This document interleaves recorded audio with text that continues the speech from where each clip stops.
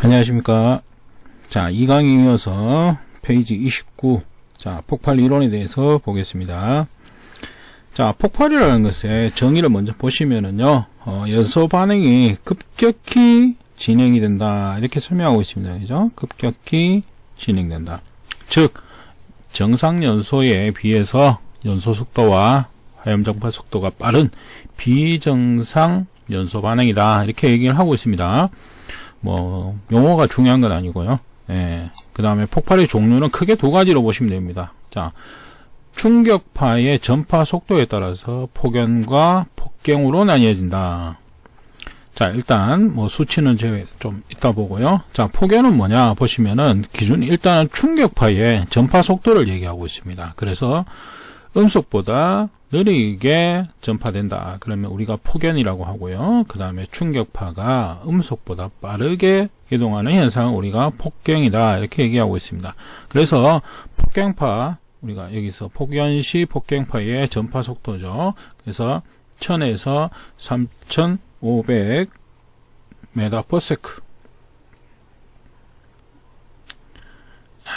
단위가 빠졌습니다만은 1000에서 3500 m/s. 그래서 요 수치 기억을 해 두셔야 된다. 그 다음에 폭갱, 음속보다 충격파가 빠르게 이동하는 겁니다.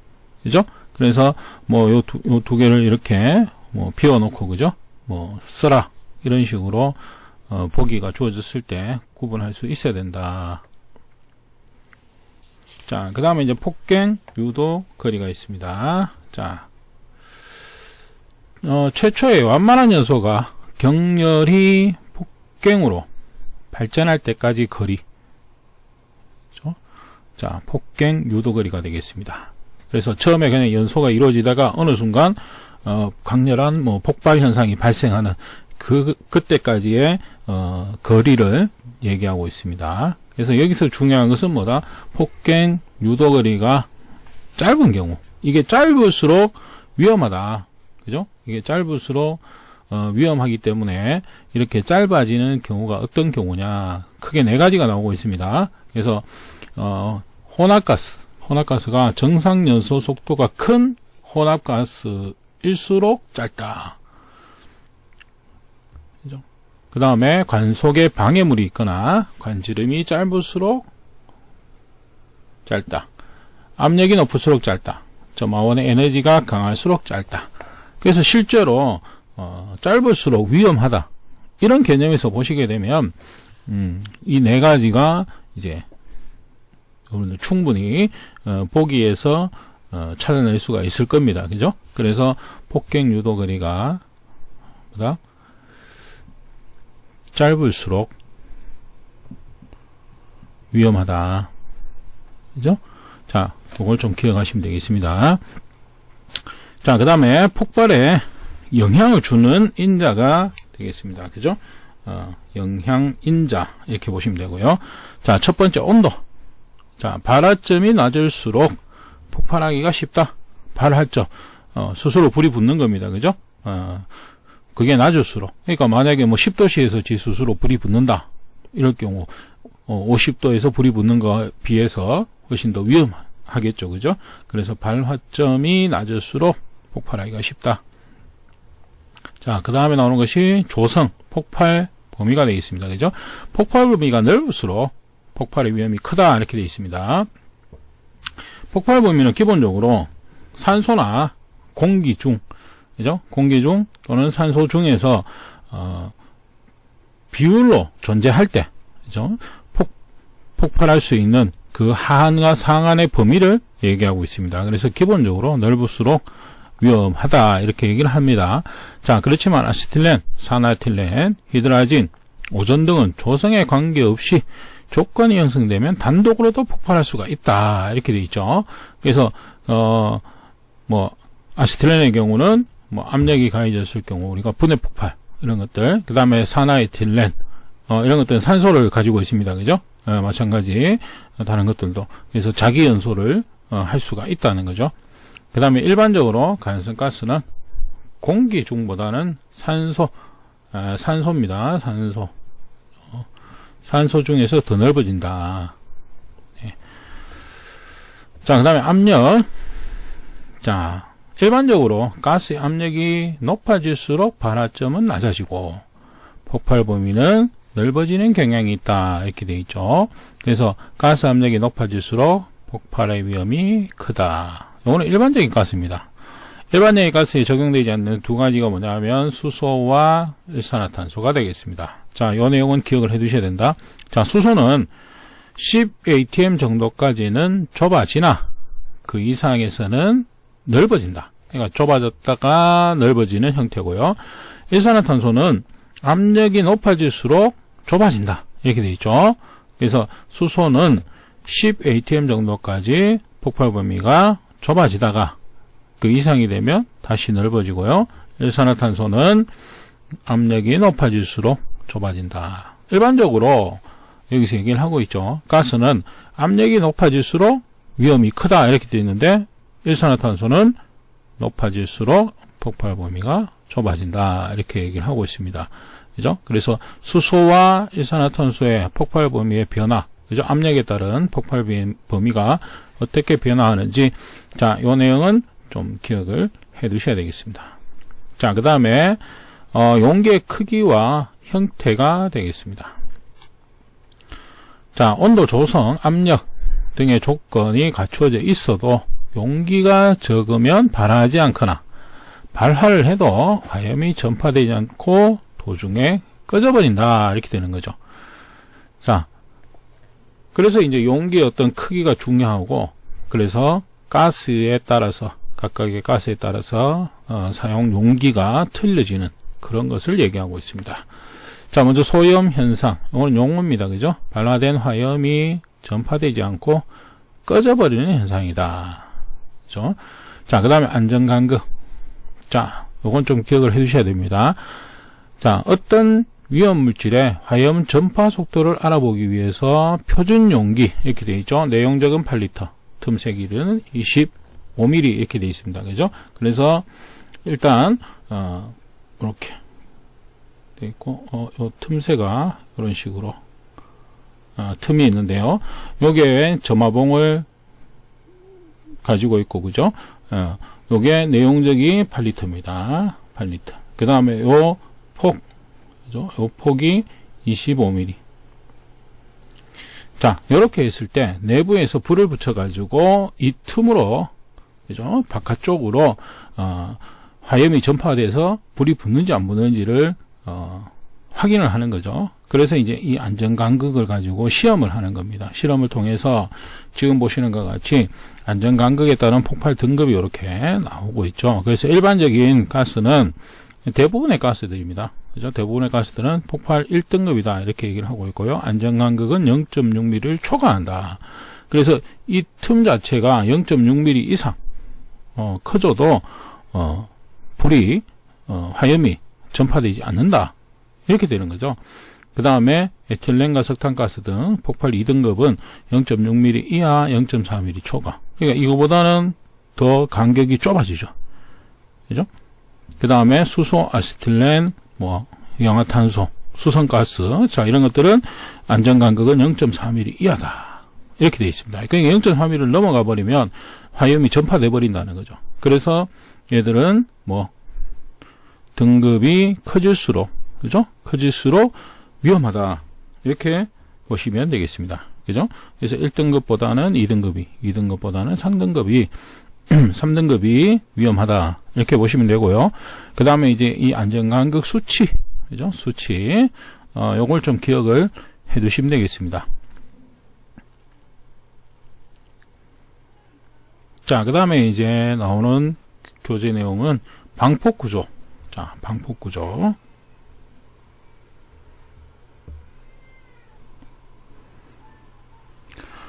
자, 전기 방폭구조의 종류가 나오고 있습니다. 자, 방폭구조란 뭐냐 이렇게 보시면 되겠죠. 방폭구조라는 것은 인화성 물질의 어떤 전기나 간선 가스, 자, 이런 것들이 존재하는 장소에서 전기기기들에 의해서, 전기기기들의 어떤 불꽃 또는 아크, 이런 열에 의해서 점화가 될 수 있는 그런 어떤 조건이 될 수 있는 상태에서 폭발이나 화재를 방지하기 위해서 전기 기기들을 우리가 보호하는 그런 형태, 그죠? 화염이 전파되는 것을, 열이 전파되는 것을 방지하는 장치다, 이렇게 보시면 되겠습니다. 그래서 종류는 크게 6가지가 나오고 있습니다. 자, 여기서 통상 우리가 좀 헷갈리는 게 내압과 압력, 이 두 가지가 조금 혼동이 조금 됩니다. 그래서 이것만 좀 주의 깊게 보시고요. 나머지는 충분히 문장을 읽어보시면 아실 수 있는 내용입니다. 자, 먼저 내압 방폭 구조.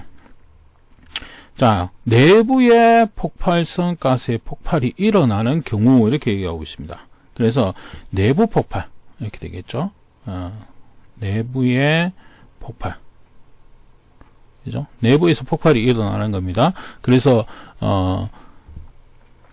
용기가 폭발 압력을 견디는, 그죠? 폭발 압력을 견디고, 또한 외부의 폭발성 분위기에 착화되지 않도록 한 구조다. 그래서 내부에서 일어난 폭발이 뭐다? 외부로 전달되지 않도록 하는 것이 내압 방폭 구조가 되겠습니다. 그래서 내부에서 폭발이 일어나는 경우, 이렇게 기억을 해 두시면 되겠습니다. 그 다음에 유입 방폭 구조죠. 그래서 전기 불꽃이 발생하는 부분을 기름 속에 잠기게 한다, 이렇게 되어 있습니다. 그래서 기름을 채워서 내부에서 발생하는 어떤 아크나 불꽃이 외부로 전달되지 않도록 그렇게 구조를 한 것이 유입 방폭 구조. 그 다음에 압력 방폭 구조를 보시면은요, 압력 방폭 구조는 점화원이 될 우려가 있는 부분을 용기 안에 넣고 신선한 공기나 불활성 기체를 용기 안에 넣어서 폭발성 가스가 침입하는 것을 방지하는 것이다, 이렇게 되어 있죠. 그래서 내부를 공기나, 그죠? 에어나 불활성 기체, 통상 우리가 질소. 왜냐하면 공기도 79% 질소가 들어있지 않습니까? 그래서 질소를 넣어서 폭발성 가스가 침입하는 것을 방지하는 것이다. 그래서 용기 안에 불활성 기체를 넣는 것. 자, 그게 압력 방폭 구조가 되겠습니다. 자, 그 다음에 안전증 방폭 구조, 이런 것이 나오죠. 그래서 추가적인 안전조치를 통해서 안전도를 증가시킨 구조다, 이렇게 기억을 해 두시면 됩니다. 본질 안전 방폭 구조. 자, 얘도 마찬가지죠. 마찬가지 여기서 단선, 단락, 지락, 이런 내용들이 나오죠. 그래서 전기, 불꽃, 이런 것들에 의해서 점화되지 않고, 또한 고온에 의해서 폭발성 분위기가 점화될 염려가 없게 한 구조다, 이렇게 얘기하고요. 그 다음에 특수 방폭 구조, 얘도 마찬가지죠. 특수한 구조로 되어 있습니다. 그죠? 특수한 구조로 되어 있고, 폭발성 가스의 인화를 방지할 수 있는 것에 의해서, 시험에 의해서 확인된 구조를 얘기하고 있다. 자, 그래서 여기서 방폭 구조 자체에서 여러분들 기억하실 내용은, 자, 쭉 설명이 나왔을 때, 이 뒤쪽에 설명이 나왔을 때, 요 설명이 나왔을 때, 그죠? 이걸 찾을 수 있어야 되고, 그 다음에 기호, 여기 보시면, 내압은 D, 유입은 O, 압력은 P, 안전증 E, 본질 안전 IA 또는 IB로 표기하고 있습니다. 특수 S. 자, 요 내용을 기억을 해 두셔야 된다. 자, 그래서 이제 문제 자체가 나왔을 때, 이런 형태의 문제가 나오는 거죠. 방폭 구조, 표시 방법 중 E의 표기 방법 나오죠. 그래서 내압 D, 다시 한번 보시면은요. 그 다음에 유입 O, 압력 P, 자, 안전증 E, 본질 안전 IA, IB, 특수 S가 되겠습니다. 그죠? 그러면 E는 지금 여기서 얘기하는 안전증 방폭 구조가 되겠다. 그죠? 이런 형태로 문제가 나오니까 그대로 기억을 해 두시면 되겠습니다. 자, 그 다음에 위험 장소, 이렇게 나오죠. 그래서 가해성 가스가 폭발할 위험이 있는 농도에 도달할 우려가 되는 장소를 말한다. 그죠? 장소. 그래서 너무 위험한 곳, 조금 덜 위험한 곳, 그죠? 이런 형태로 구분을 해놨습니다. 그래서 영종 장소 이렇게 보면 상용의 상태에서 가연성 가스의 농도가 연속해서 폭발하는 한계 이상으로 되는 장소다. 그래서 가장 위험한 장소를 얘기하고 있습니다. 자, 일종 장소는 장비의 보수 또는 누출 등으로 인해서 종종 가연성 가스가 체류해서 위험하게 될 우려가 있는 장소다. 이렇게 이야기하고 있죠. 그래서 영종은 연속해서 폭발, 가장 위험하다 이거죠. 일종은 누출이 됐을 경우에 종종, 그죠? 평소에는 괜찮다가 조금 누출이 됐을 때 가연성 가스가 체류를 함으로써 조금 위험할 수 있는 상태다. 그래서 영종보다는 조금 더 안전한 장소가 일종이다. 이렇게 보시면 되겠죠. 자, 그 다음에 이제 이종 장소 보시면은 지금 보시면은 밀폐된 용기 또는 설비 내에 밀봉된 가연성 가스가 그 용기 또는 설비의 사고로 인해서 파손이죠. 앞에서 일종은 장비의 보수 또는 누출 이렇게 얘기를 하고 있습니다. 근데 이종 장소는 사고로 인해서, 그죠? 만약에 뭐 지진이 났다 이런 거 생각해 보십시오. 그죠? 예, 그랬을 경우에 또는 오조작의 경우에만 누출될 우려가 있는 장소다. 이렇게 얘기하고 있습니다. 마찬가지로 환기장치 이상이나 사고가 발생한 경우에는 가연성 가스가 체류하여 위험할 우려가 있는 장소다. 자, 일종 장소의 주변 또는 인접한 실내에서 위험한 농도의 가연성 가스가 종종 침입할 우려가 있는 장소다. 이렇게 얘기하고 있습니다. 그래서 영종이 가장 위험한 장소. 그래서 영종은 폭발한, 그죠? 농도가 연속적으로 폭발 한계 이상, 그냥 하한 이상이 되는 장소를 얘기하고요. 일종은 장비의 보수, 누출 등으로 인해서 종종 가연성 가스가 체류할 수 있는 장소를 얘기하고 있습니다. 자, 이종은 어떤 사고, 그죠? 오조작으로 인해서 누출될 우려가 있는 장소다. 그래서 영종이 가장 위험하고요. 그 다음 1종, 2종. 자, 이런 순서 되겠습니다. 자, 그 다음에 화재. 자, 화재란 뭐냐? 이렇게 화재의 정의가 나오고 있죠. 그래서 우리가 인명이나 재산상 피해를 주는 연소 현상이다. 이렇게 되겠습니다. 그죠? 연소는 연소인데 우리가 사람의 어떤 의도에 의해서 만들어진 게 아니고 그 의도에 반해서 연소함으로써 손실을 발생시킨다. 이렇게 되는 거죠. 그래서 실화 또는 방화, 그죠? 그래서 사람의 의도에 반해서 발생하는 연소 현상을 얘기를 한다. 이렇게 되죠. 인명이나 경제적인 손실을 가져올 수 있는 것, 그죠? 그래서 이런 것들을 우리가 화재다. 이렇게 얘기하고 있습니다. 자, 화재의 종류는 크게 네 가지로 구분하고 있습니다. 먼저 A급 화재. 일반 화재를 얘기하고 있습니다. 자, 색상은 백색. 다량의 물 또는 수용액으로 화재를 소화할 때 냉각 효과가 가장 큰 소화 역할을 할 수 있는 것으로 연소 후 재가 남는 화재다. 이렇게 되겠죠. 종이나 목재, 섬유 등의 화재. A급 화재입니다. A급 화재는 일반 화재로서 연소 후 재가 남는 화재다. 자, B급 화재는 유류 화재입니다. 그 다음에 가스 화재를 얘기하고 있고요. 황색입니다. 그래서 인화성 물질, 유류와 가스. 보시면은 연소 후 아무것도 남지 않는 화재를 우리가 B급 화재다. 이렇게 얘기하고 있습니다.